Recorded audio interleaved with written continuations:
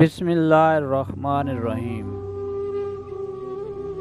جب ٹانگیں کھینچنے والے اچانک ٹانگیں دبانے لگ جائیں تو سمجھ جائیں کہ دال میں کچھ کالا ہے۔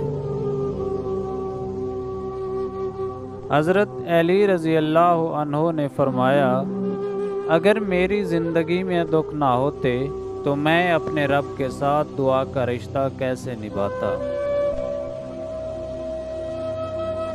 خاموشی کی بھی کتنی زبانیں ہوتی ہیں، دکھ، غصہ، گلہ، ضد، انا اور بے بسی۔ کسی کا اصلی رنگ تب سامنے آتا ہے جب آپ اس کے لیے فائدہ مند نہیں رہتے۔ اللہ پاک کا بنایا ہوا ہر شخص مکمل اور خوبصورت ہے، بس کمی تو ہمارے اخلاق اور رویوں میں ہے۔ مرد کا گناہ وقت کے تالاب میں کنکر کی طرح ڈوب جاتا ہے، جبکہ عورت کا گناہ ساری عمر کنول کے پھول کی طرح سطح آب رہتا ہے۔ ہماری سوچ ہمارا ارادہ بنتی ہے۔